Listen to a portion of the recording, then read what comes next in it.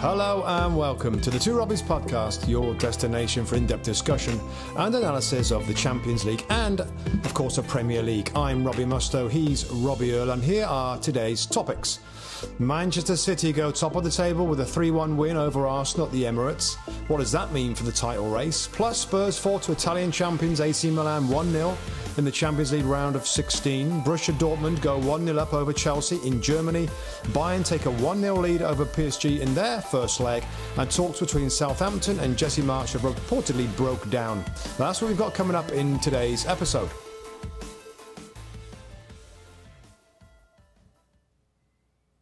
Hello, mate. Okay, Robbie. Just got out of studio. The biggest game of the season, I think. The headlines were Arsenal 1, Manchester City 3. City move into first place on goal difference. Arsenal got that game in hand. Big picture. Let's go on a big picture, mate, from the game. What have we learned about both these teams? What did you take away from the result and the performances? Well, lots. I mean, there's lots to get into, mate. I mean, if we start, I guess, with the end before we get into the details. Takeaway was a couple of things, really. First off, Arsenal can't make 2, maybe 3 really big errors and expect to get away with it from when you play against Man City. I thought the front players of Man City showed that they're champions. They made a difference with the final ball, the final finish, the finish from De Bruyne, other bits of play from De Bruyne and Bernardo Silva helping out scoring goals. Jack Grealish takes his opportunity really well. So the big time players showed up for City when they needed them and when they got the opportunity through terrible mistakes, really trying to play out from the back for Arsenal. And Arsenal's front three didn't really have a major impact in the game, Rob. That being said, first half was pretty even. And my notes kind of thought, you know what, Arsenal looked a little better in the first half. Adjustments by Pep, Akanji coming on, playing centre-back, Nathan Ake going to left-back. That was a weird matchup, Saka versus Bernardo Silva in the first half, which looked like, wow, this is going to be good for Arsenal. But I just, back to the big picture. I mean, it's easy to say the champions played like champions, but you gift them, Rob, those giveaways. And by the way, we'll get into the details, but Tomiyasu at right fullback, that's a mistake, wasn't it, from Arteta? That was a mistake. Before that awful error for the goal, De Bruyne goal, his passing was off. He gave it away nearly every time he got it. So it's like, he looked nervous. Big game for him. A big call by Mikel Arteta, leaving Ben White on the bench. Brings Ben White on in the 86th minute, I think. So there's lots of little details, I think, that led to it. But bigger picture, of course, City now are fired up from those allegations from the Premier League. They're right back at it. I'm sure many people will have them favourites to go on and win it from now on. I still think there's a long way to go. But no, Man City showed up, mate, in that final third, where Arsenal didn't. Yeah, and I got the sense, in terms of football, Rob, and times that their build-up, their possession, I believe they had something like 60-odd% possession of the ball. I think Pep had 36%, some number around there that our stats people were telling us, which is the lowest he's had as a manager. That, Arsenal, I thought at times were quite progressive. I thought that, that their football was decent, certainly in the first half. And they created chances, Rob. They created, Nketiah has a great header before anybody scored in the game. They get down the sides once or twice and get balls across the box. They don't finish. There was another Nketiah shot that got blocked quite early on. And as you say, you're talking about difference in both penalty box had such a difference. Whereas at the other end of the pitch, as you've just rightly said, when City got their chances, I don't know if that's what the champions do, the title does, knowing what you've got to do in those situations, but they put the finish on it in a way. I just thought that there was a spell around 70-ish minutes on the clock, Rob, where I felt a tension about Arsenal, which was Gabriel was making a few bad mistakes. Zinchenko was making some poor decisions. They were almost giving themselves problems. And I just wondered, Rob, is that the thing that we didn't know? Is that the thing we had to find out about Arsenal? Like, in that nitty-gritty, when the game's going to be in the balance, when it's, we know how City are going to react. Liverpool have shown, can testify to the last 5 years. They'll keep going. They'll keep going all the way through. I just felt that it was something switched a bit in Arsenal. Something, I don't know if it was maybe fear of losing the game or I don't know, fear of winning in some respect. Just felt their mentality changed in that period, and then City took that on, smelt it, and went on and got the win. Are you talking about, Rob, where, you know, it's almost programmed in with Arsenal now defensively that they play out? Yeah. They play out, and they're brilliant at it, and for the vast majority of time, it works great, and there's not any issues. Man City are very good pressers when they're at their best. We know that. I'm sure they can almost read the style from Mikel Arteta from his time know that it's a very similar approach. I just thought that period you're talking about, you're right. I mean, there's a couple of times, obviously, for Gabriel for the goal. Zinchenko, I think just before that, tried to backheel, and they got away with that. Is that the bit that you guys and Lee and Graham at Pitchside talked about, the experience, and sometimes you just got to go a little bit longer. Now, I know that a philosophy is a philosophy, but I think Mikel Arteta talked about it in his interview, Rob, that sometimes you've got to adjust to the situation and play a little safer, because that's what, I mean, two of the goals, 3 goals, were from just basic errors of trying to keep it.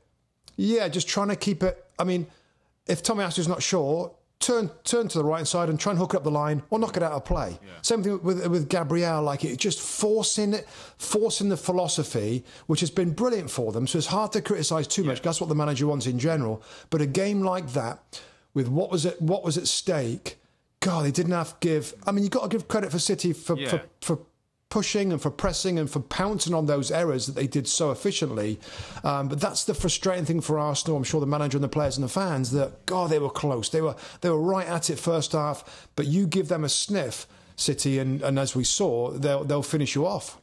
And I think, Rob, you know, I mean, you make a good point there, and I was trying to sort of get across to Bex as well, is that it shouldn't be doom and gloom, because you know what, for periods, they play better football than City, and for periods, you know, and if you can say, we've learned something from this, we take this on, we understand a little bit more when those moments come. This ain't over yet. This shouldn't be over. And this is part of their learning, development. We've said about this young squad and a new manager who it's all new to. I just thought that they should in no way like brush over the errors, because it's important that you recognise bad decisions at bad times in the game. But I also think there was a lot to take from the game, Rob. They went toe-to-toe with the best team, one of the best teams we've seen in English football, and at times had more control and passed the ball better. I'm talking more in the first half, but they played out some good situations in the first half, and didn't really have a finishing touch to some of it. It could have been different. And I agree, Rob, and that's why, you know, my opening thought was them front 3 players, Rob, when there was good opportunities, good situations, that final ball, and Nketiah's headed opportunities. Now, I know, like, this front line cost like $7 million, or 3 of them. They're super young. There's a big, bright future ahead of them. But I guess this is, you know, this is the Premier League, and this is going for the title of the Premier League against Manchester City, a formidable side that have been brilliant for seasons after seasons. To get past them and to finish as champions, I guess those young players have got to step up and perform immediately. And just today, you know, Martinelli was quiet. I mean, Saka had moments. Nketiah didn't quite. You know, you compare that with those of De Bruyne and Grealish's goal, and Haaland touch and finishes, takes his one, and Bernardo Silva's, I think, through ball for I'm not sure which goal, the Grealish goal. The cleverness, Rob. The Grealish goal is a great example, isn't it? Bernardo Silva just quickly, was it him that turns and, it was Gundogan. Gundogan's quick turn, lays it over for just that little bit of quality. Yeah, that little bit of quality was the difference. But as you said, I've got the Arsenal games coming up, Rob, here. If they win their game in hand, which is I think it's in a few weeks' time, they'll go 3 points clear. And the next few for them are Leicester away, Everton, Bournemouth, Fulham, Palace, Leeds, before they play Liverpool on the 8th of April. So there's no top 6 in about 5 or 6. So, I mean, you know, you guys said that the game at the weekend is absolutely massive at Villa Park. Couldn't agree more. It's how they react, Rob. And just, can you remember? I think I remember, like, we talked about Arsenal winning the title. And I said I think they're going to do it. And I'm not changing. I'm not changing on the back of that. But it was the little detail. I forgot what I was going to say now. But there was. Oh yeah, my thought was when they have a blip, and this was by the way when they were flying a few weeks ago. When they have a blip, how long is that blip going to last? Yeah. And that's it. If they have a blip for 1-2 games, you know, maybe 3 if it's a draw or whatever, they've got to get winning again because they won the first like 13 out of 15 or something crazy. So this is where we're in it right now. We're in it right now, Arsenal. How long is this little blip going to last before you get winning again? Because if you start winning again immediately at Villa Park, then there's no reason, you know, it's kind of in your control. You've got the extra points with that game in hand that they can't go on and do it. But granted, psychologically, that's difficult. They've got to play Man City again this season. But you know what? I loved it, Rob. The controversies, the decisions, the referee, you know, the calls and stuff, which I want to ask your opinion about that, the penalty given.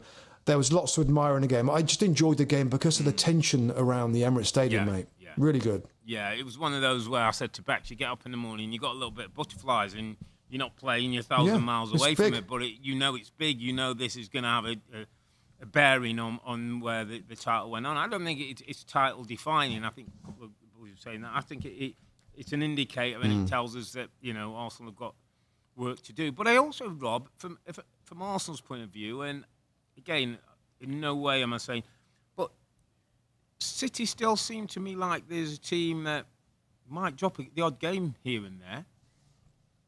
And so if you're Arsenal, you've got to put one of those runs. And I think Lee said very cleverly on the from the gantry today, he said, if you can have your blip, have it now, and then kick back into gear again and finish the season off well. You know, you don't want to have that blip towards the end of the season. So in some respects, if it's this 3-game blip that's happened, I've lost 2 of those 3, 1 point from 9, but then they go on a winning run again, and you know, then they face City at the Etihad in April, I think it is, in that game, isn't it? Then that one could be a title decider. Yeah, I mean, City, they've lost 4 games.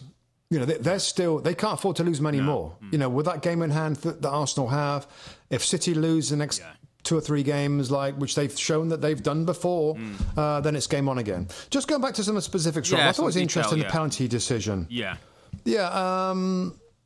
So did you think it was a penalty? Did you think it was a penalty? Is the first question, because I mean, it's quite many people. Let me say. Yeah, well, I've seen more people that didn't think it was a penalty, and that's where I fell. I think the fact that I don't know what it's like up in the commentary position in the games. The fact that Graham and Lee initially, after probably maybe 1 or 2 replays, didn't know where the penalty was, I think is an indicator. I think it was a natural.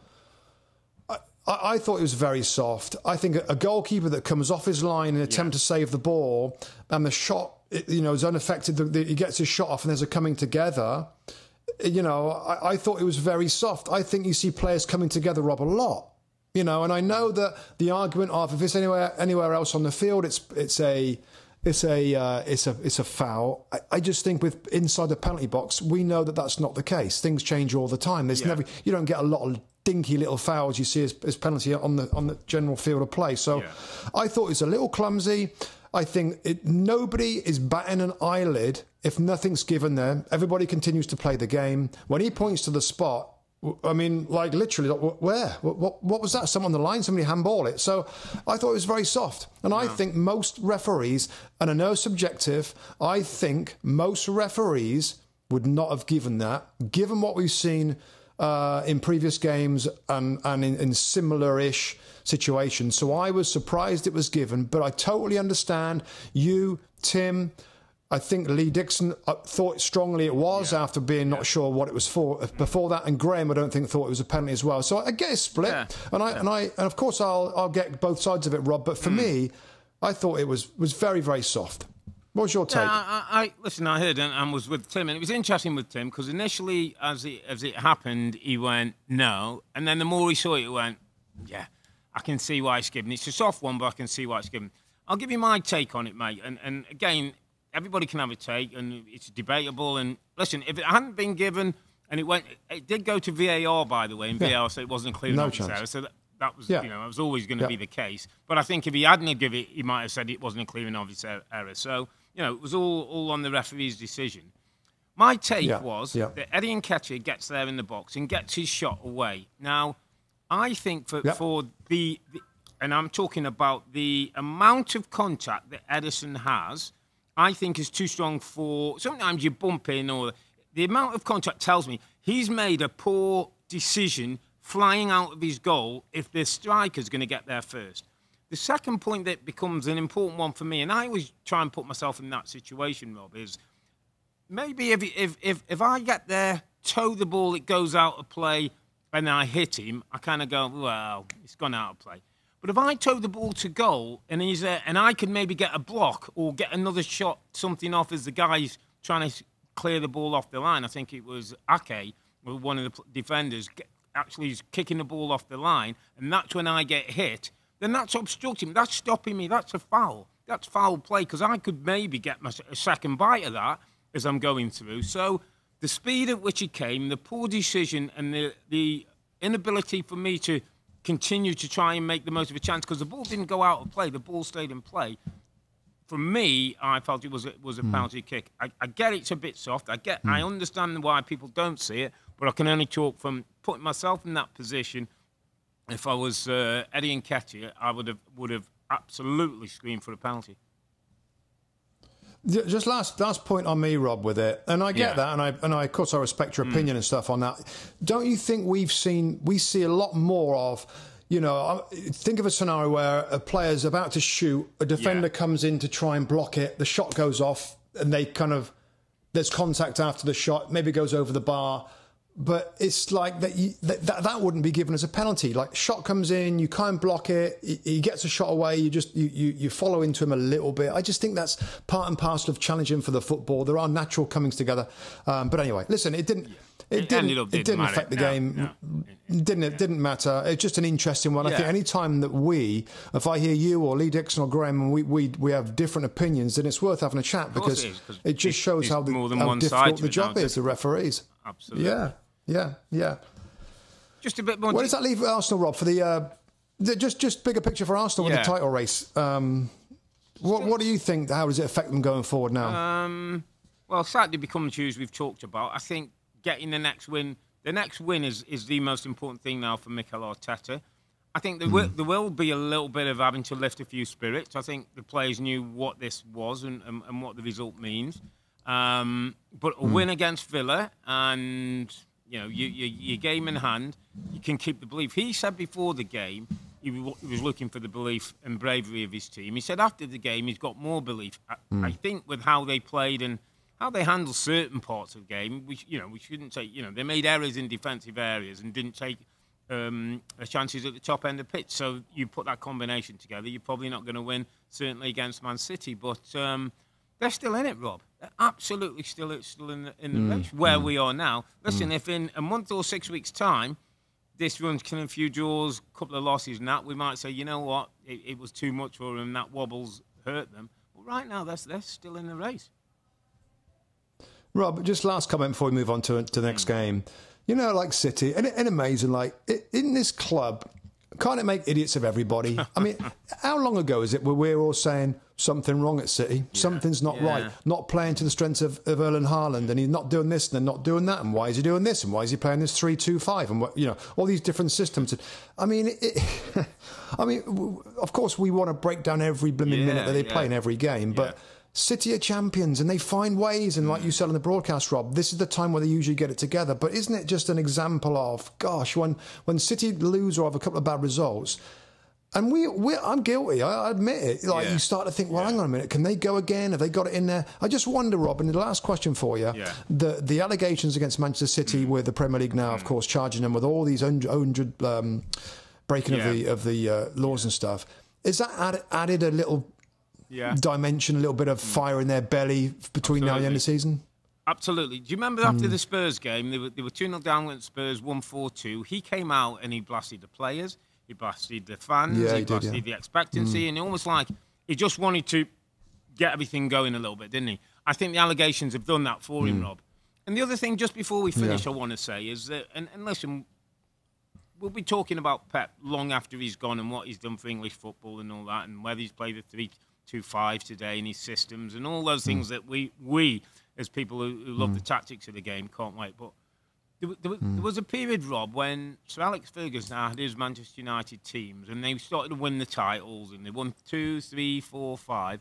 And the questions was always asked, how do you keep the hunger with that group? Because we played against those teams and they just were relentless.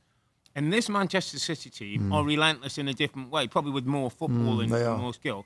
But he deserves a lot of credit for this, Rob, in terms of exactly what you said. Yeah, handled it.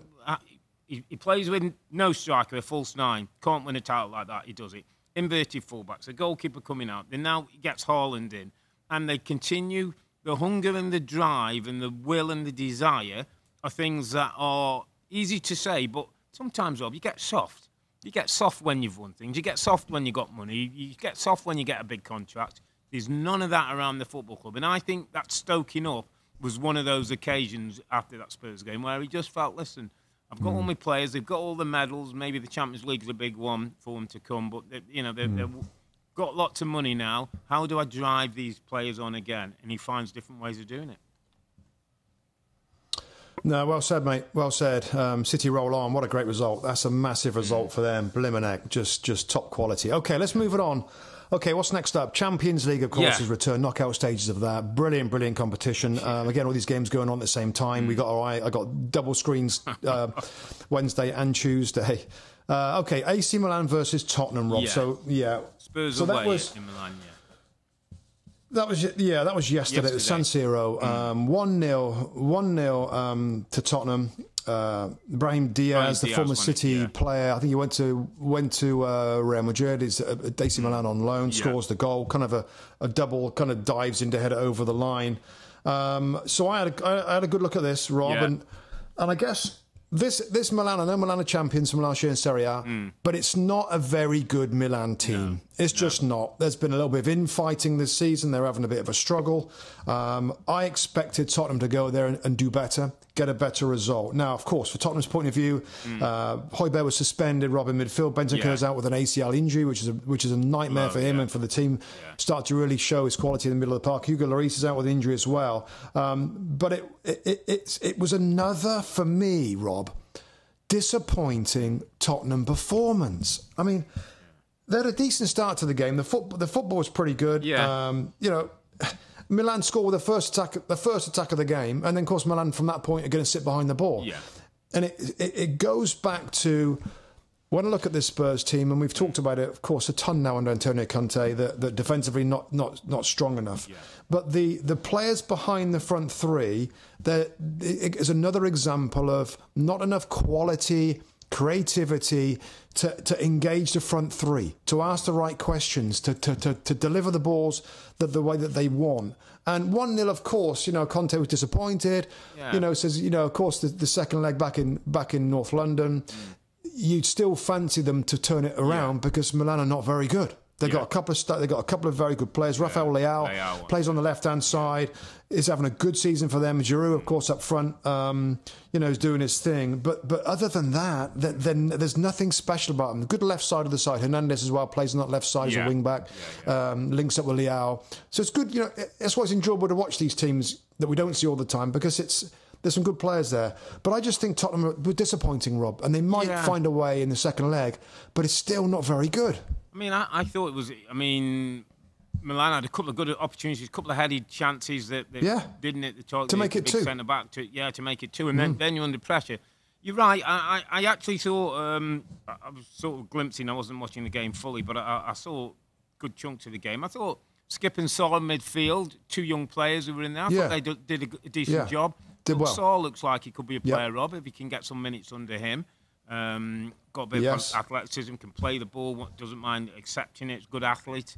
So I like that. I was listening to a radio show in England today, and they were talking about the result and saying, well, it's a 1-0 for Spurs away from home. They can come at home March the 8th, I think, in New Tottenham Spurs Stadium. And, if they get the crowd behind them, they take chances. They should have a good chance of getting through. And, it's important for Conte, it's important for Harry Kane.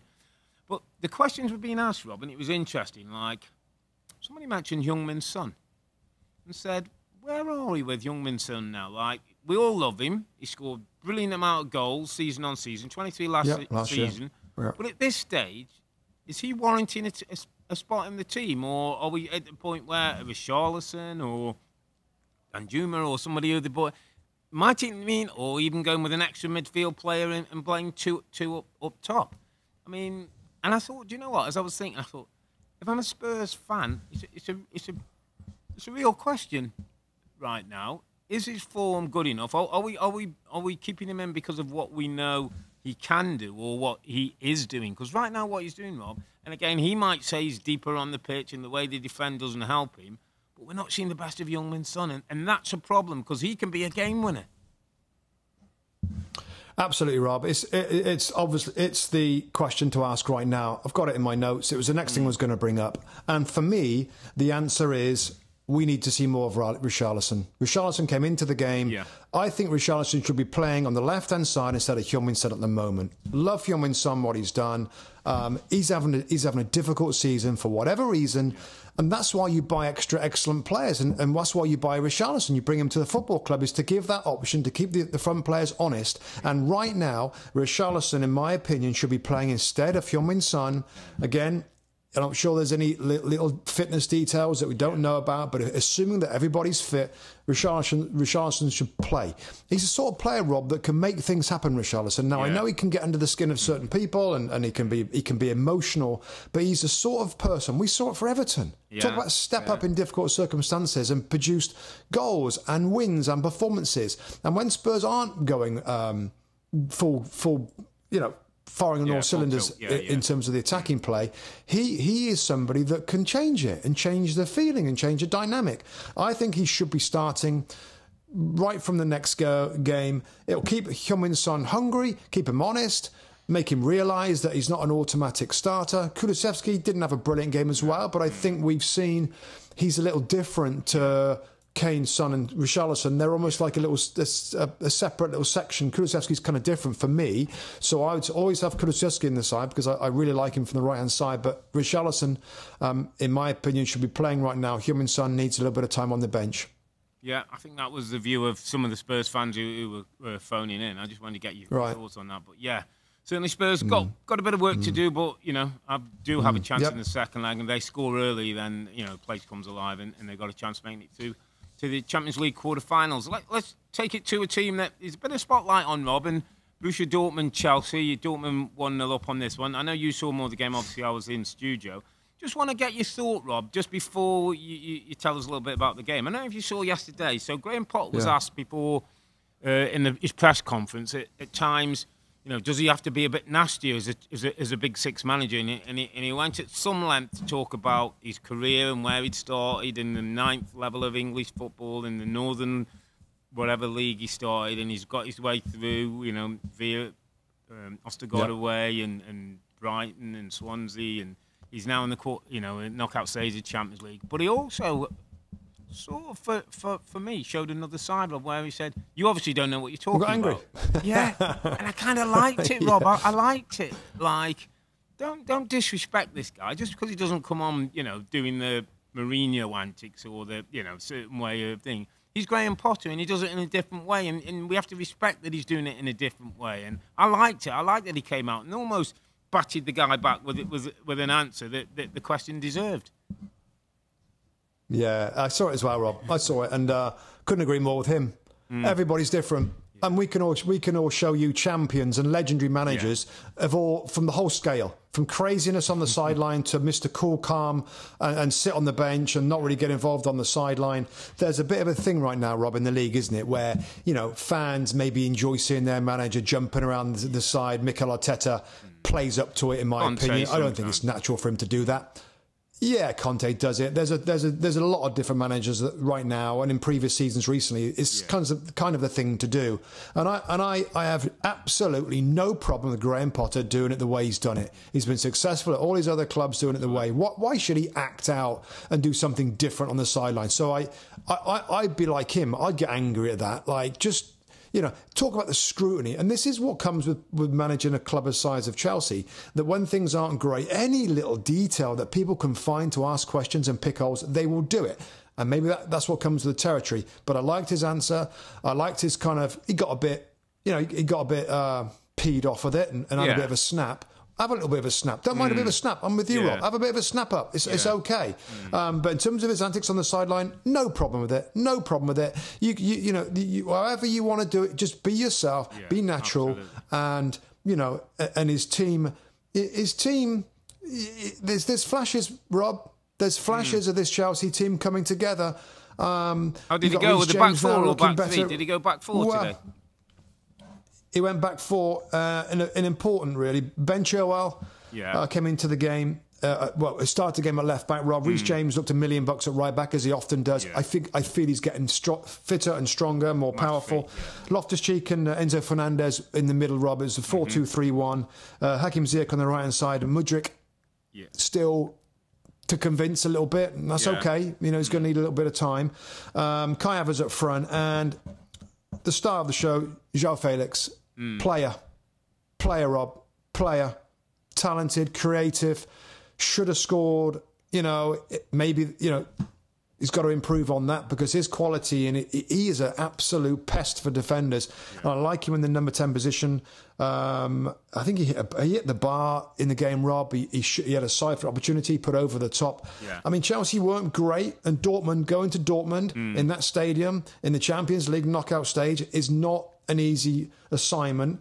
And of course, 1-0 down, it's not the best result to take to Stamford Bridge, but they're still in this tie. I got to say, the goal from the young kid, Karim Adeyemi, 21-year-old young German winger, Rob, was an unbelievable goal. And then we got a chance to see the highlight. I mean, of course, this was going on at the same time as the Arsenal City game. So, again, 2 screens going on. So I can't give you every detail of every moment. But this goal, my goodness. I mean, he took the ball as a counter-attack. Chelsea almost scored from a set-piece. And then it goes to Adeyemi about in his own half, and he dribbles it, and he's got a one-on-one situation with the last defending player for Chelsea, the World Cup champion Enzo Fernandez, and he roasts him, goes by him as if he's not even there. It's not great from Enzo, by the way. Not great. Like, he drifts by him, goes round the goalkeeper, rolls it over the line. It's a wonderful, wonderful individual goal, which anybody who loves the game is going to enjoy that. Yeah. Brilliant, brilliant goal. Chelsea caught out, Enzo caught out. But, again, there was moments where it's coming together. When you've got Ben Chilwell, Rob, and you've got Reece James, adding their quality from left back, you've got João Felix knitting it together. It's not ideal. Yeah, of course it's not. They lost the game. But I'm just saying, there was a couple of little moments where, they showed what potentially they're trying to get to. Again, it was the same system I think they played in the last game, Rob. A few changes. I think it's the right thing for Potter not to complicate things at the moment with crazy different systems and changing things, which is what he did a lot, to be fair, at the start of his reign here. But João Felix, I mean, he's one of them that I'd pay money. I'd pay the entrance fee just to see him play. God, really, really talented and skillful, and adds to this Chelsea team. So... I've had 2 good looks at him. Yeah. I saw him at Fulham in the first game when he got sent off for 70 minutes. He was the best player on the pitch by distance. Saw him against West Ham at the weekend, Rob. And I tell you what, he's one of those. He's almost like the Paul Scholes type. His head's on the turn all the time. He's dropping into spaces. He's moving. He's clever. So clever with his movement. I totally agree. I think once the system's set up and they've got things right and the protection around him, he's going to be a good player. Just on that one. So, 2 questions I've got. Yeah. One on Potter, really, just in terms of 1-0 away from home from Dortmund. Certainly not a poor result, and they can put that right at Stamford Bridge in the second leg. But you're saying that things start to come, and sometimes we're looking at different things like build-up play, system of play, bit of rotation. Start to see some things that you think, that's coming, that's better. Relationships are starting to work. There's some in the press, Rob, who it's all about results. They've lost. Does he have to be a little bit careful that he gets enough results to just keep that at bay enough so that whether it's league position, I think they're 10th in the league at the moment, or Champions League, that there's still an optic that, it's going in the right direction, Rob, even if we're not winning as many games as we'd like. Because if that turns on him, and if 1 or 2 of the press start picking up like, he's just getting a bit fiery, it could get a little bit nasty between now and the end of the season. Yeah, it could, Rob, and I think you're right, and we've seen it before. We have the benefit of seeing other great managers that have come into their clubs. Yeah. Pep at the start. Of course, the biggest example is Jurgen Klopp. We saw it with Mikel Arteta at Arsenal, Rob. Yeah. When you're starting a new project and you're young players trying to mould a team like all of those managers did, by the way, at their clubs, there's rocky moments. And I've said it before and I'll say it again now. What's important for Graham Potter is that, and you hinted at it, Rob, that there's a sign of, between now and the end of the season, you said it, going in the right direction. I'd say development, improvement, progress. Yeah. Progress. Now, if it's progressing and they finish outside the top four, it's so difficult for them to finish in the top four now, which would be unthinkable, really, with Chelsea with the money they've spent. But with what's going on and with the changes, and they've still got half a dozen players injured or whatever. Yeah. But I just want to see, for me, I'd want to see some progression and some flashes. Okay, this looks better. Enzo Fernandez, Ruben Loftus-Cheek, or whatever it is, two great fullbacks. Yeah. Felix doing his thing. Havertz starting to score a few more goals. Mykhailo Mudryk, Rob, still continues for me to be the most important player that needs to work. He needs to work because every great team, I feel like, has an outstanding forward, and they need one because João Felix on loan right now. Now, maybe if they sign him, maybe he can be that outstanding player, the Bergkamp player, or whoever it might be. But Mudryk is the one that there's thought very highly of. He needs to work, and at the moment, we're only seeing just a few flashes of what he can do. So as long as there's progression, Rob, in my opinion, and I see that it's starting to come together, and I see that it's starting to be some chemistry and some progress and better results, then absolutely no problem with them continuing this project. If they continue to win one, lose one, draw one, and stay around mid-table at the end of the season, he's going to have a problem. So that's as simple as that for me. They've got to climb that table now and show like they're improving, that he is able and capable to mould a team out of these potentially great young players. But there's got to be improvement, mate, and it's got to start immediately, hasn't it? Just one more question on this one. Jude Watch, most coveted young man in European football. How did Mr. Bellingham look today? Yeah, looked very good. Again, it was hard to get a full assessment, Rob, given the City game was hard to take your eyes off of it. I'll tell you what's interesting. I'll just give you this one. I mean, everybody has incredible opinion of Jude Bellingham right now and where he might go and stuff. I listened to Didi Hamann, former Liverpool player. He did an interview. I think he was in Germany. He works for Sky in Germany. They had him on. They had him on Sky Sports News in the UK, and he said something because he really does say it how he sees it. Didi Hamann, and he said, I know there's a lot of hype about him, but basically, as a young player now at Dortmund, he does what he wants. He does what he wants in midfield. So he looks brilliant going forward. He don't track back. He's not a worker. He's not, he's enjoying the position that he's got himself into, being a really key player and a powerful player. I hope he doesn't let his kind of his standing right now in the game sort of stop him getting away from his what would be a complete midfield player. Still be a complete midfield player again. That's the only place I've heard it, Rob. So I'm not going big on this. When we watch him, and I'd love to watch him next time they play in a few weeks' time, the second leg, just to sort of see what he does off the ball. And is he a little, dare I say, lazy, out of possession? Didn't see that for England. No. We haven't seen it. No. But Didi Hamann, a midfield player, a big voice of German football for Sky Germany over there, just said, be a bit careful. Yeah. He's turning into a bit of a luxury player for Dortmund. So something to keep an eye on. Yeah, it's a good point. Well made. Let's move on, mate. There's a couple of more big games in the Champions League. Paris Saint-Germain, Bayern Munich, two heavyweights who both feel they can go on maybe and win this tournament. I mean, the big question with Paris Saint-Germain is, with Neymar, with Messi, with Mbappe in your team, you know what you can get on any given day, but you also know what you're not going to get on any given day. Bayern got the goal, give themselves a lead, take it back to Germany on March the 8th.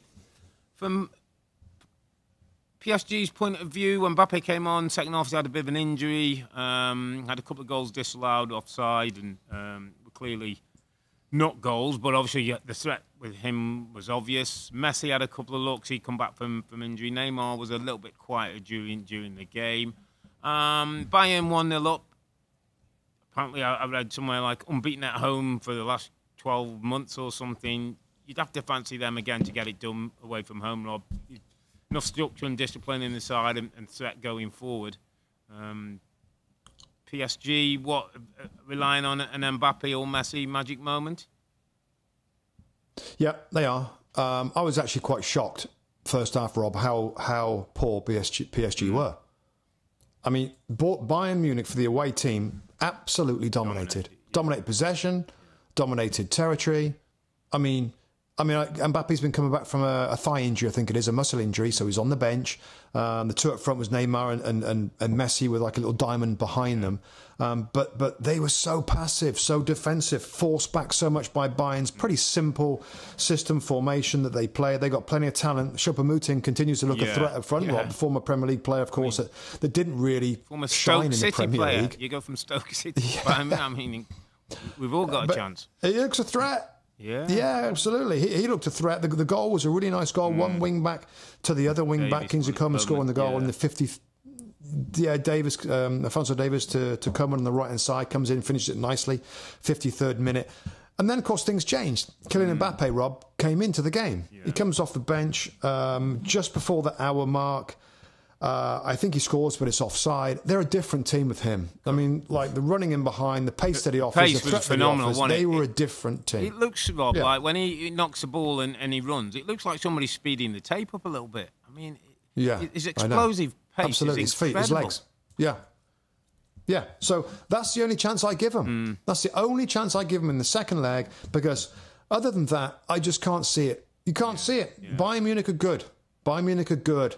And well organised and really dominated. Julian Nagelsmann, of course, is the coach now, a smart coach, disappointed last year. But they looked a much better team until Mbappe comes on, and then there's a few flurries. They're flying at Bayern in the last 5 or 10 minutes to try and get something back out of the game. But Bayern, good value, 1-0.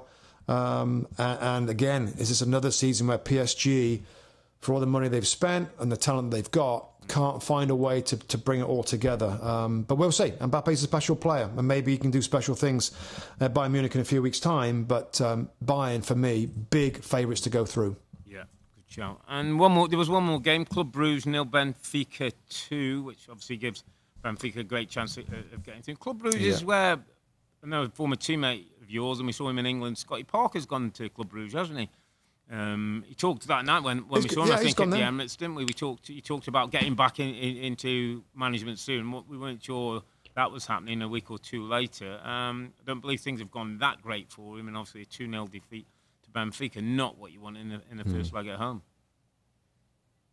No, that's right. I mean, we did speak to him real quick, and I think he's had a bit of a nightmare, Rob. I think he's lost like nearly all the games. I think maybe all the games but one. I think he might have lost since going to Club Brugge. So yeah, we'll see. We'll see. But I mean, Benfica, some club in it. Benfica. Yeah. There's some club. They do well in European competition. They got. I mean, it's incredible. They got an academy to die for, with the players that's come through there, Plymouth going for big fees. So well done, Benfica. Second leg at home on March the 7th. Great chance of going through. Yeah, absolutely they do. So a big story, Rob, that was doing... I was going to go same place. Big story that was doing the rounds. So Jesse Marsch got sacked 10 days ago at Leeds, and then he was installed as favourite for the Southampton job. Apparently he went down to St Mary's today, had talks with the ownership group, and everybody thought it was a matter of just dotting the I's, crossing the T's. And then news came out that there's been a breakdown in communication between the two, that Marsch has left, and it doesn't look like he's going to be at all involved with the football club. What's your take on this? We had our Premier League insider David Ornstein on today. He said to us today that it's down to two things, Rob: length of contract and amount of money that he was either going to be paid or would earn over that period. And both of those were not what he wanted, so he decided to walk away from the opportunity. Is this a good call for Jesse, Well, do you think? I mean, we don't know the detail, and obviously length of contract would suggest that they've almost gone maybe a 6 month till the end of the season, and then let's take a look at it there. Maybe Jesse wanted a little bit more, maybe an 18-month or something, to know that if they did go down, and listen, they're off, some might suggest they're on the way there now, that he gets a chance 1 year to bring them back up. But I'm disappointed for him, Rob, that he's not getting the chance to prove he's better than what many people feel he's done in the league. Yeah, and let's face it, if the reports are true, Rob, he still had that chance to do that. But I get it. Why does he want to give everything for 6 months? They get relegated and they bin him off and get rid of him at that point anyway. Surely, if they like him enough to take over in this really difficult situation, they'd like him potentially to bring them back up again and start again and build another team. He's built. He made a lot of changes at Leeds United. The team was very much, with the signings that they made, players that he knew, was looking good in many, many departments. I said it, I'll say it again. I thought he was unlucky to lose his job at Leeds United. I think they should have continued with him. Now they're having a nightmare trying to find a replacement. Yeah. It's just, if it was not an 18-month contract, I kind of get it from Jesse Marsch, because it's really difficult to stay up. And then your reputation takes another hit, of course. But also, Rob, from his point of view, he's not going to get, and this, I just go back to, if it was just a 6 month contract, and that's a big decision, because I don't know whether he gets another Premier League job anytime soon. This was even if it was and I kind of agree with him that you've got to give me 18 months. If we go down, then give me a chance to go again. With the ownership there and the young players, it kind of made sense. I think tactically it would have been difficult for him to maybe adjust his style to, we got to grind a little bit. We're bottom of the league table. Whether he would have done that, I don't know. There's the RB, the Red Bull connection, of course, with managers. Hassan Earle and the past there, the club like that style. But let me throw a question to you, Rob. Yeah. If you're in a situation, right, and you're realistic, Rob, and you're thinking, I'm not going to get another Premier League job. I'm still going to take it, and I'm going to take my chances. And if I keep this team up, then gangbusters, new contract, and I've rejuvenated myself. Or, well, I want 18 months, and I'm going to kiss goodbye my chance of ever being a Premier League manager again. Rob, what would you do? Well, is that the scenario? It's interesting, and I maybe come at it different with a different set of eyes. Based on where we are now, I don't think Jesse Marsch gets another Premier League job anyway. Right. I don't think he gets another Premier. So this is it. So I would take it. I would back myself and my coaching, and I would take it, because I think if I go down, then I wasn't going to get another Premier League job. If I change some things and people even see some things, they might go, you know what? I like that work Jesse Marsch did in those last 16 games. I just feel, Rob, there's ever only 20 seats in the Premier League. Probably 10 to 14 of them you're never going to get. So these 5 or 6 that you've got a chance of, somebody's offered you one of those seats. I'm going to sit my backside down in it and do my best I can. With a young group of players you talked about, there's quite a nice fit. Jesse Marsch and Southampton actually feels a nice fit. Kind of. Less pressure. Less pressure under the radar, can go and work and work with a new group and young players. And I don't know, I just hope he hasn't missed the opportunity of showing in 16 games. Because he can coach, Rob. He can coach. He's a good coach. The only other thing, Rob, is if he's got a sense that, because our understanding is that his family are there and they love it. Yeah. And the kids are in school apparently, and they're really enjoying it, and I think they want to stay in England. Whether there's a championship job possibly, Rob, in the summer that might appeal to him, that gives him a chance to get back in. Yeah. But I mean, I don't know. Vincent Kompany's gone and took a job at Burnley. Burnley got relegated. Vincent Kompany took that job. He's turned the club around. They play in a different style. Looks like they're going to get promoted again. Vincent Kompany is going to be a Premier League manager. So it is possible. And sometimes you have to take a step down to get that chance to bring him back up again. I just really hope we see Jesse Marsch again in English football with the chance to prove himself again. And he's got to do that now after losing the job at Leeds United. But again, I just think it was too soon at Leeds United. But I think I agree with you, Rob, on your shout with that. 6 months, okay, let's go. Let's have a go. Because he might regret it if he doesn't get another sniff and he ends up leaving the country and comes back to the US or wherever. Maybe the national team is the next thing for him. I don't know. But yeah, I thought we were going to see him at Southampton, and I kind of didn't mind it. Difficult job, but the way he is, the enthusiasm he brings, I thought it was a pretty good fit as well. So yeah, it's a big story, and I'm disappointed the way it's ended. Yeah, we'll wait till see at the end of the season if any jobs or any seats come up in the Premier League or the Championship. Yeah. Listen, mate, we're going to wrap this up on a day when the reigning champions just had a little bit too much for Arsenal in the biggest game of the season at the Emirates. We're going to be back on Sunday, that's February the 19th. We'll recap match week 23 of the Premier League, and the big game there on the Saturday, Newcastle versus Liverpool. Always a game with lots of incident, usually lots of goals. But for now, I'm Earle, he's Mustoe, together with the two Robbies. Thanks for watching and listening. Be safe, stay healthy. It's a good night from me. And it's good night from him. Good night. Good night.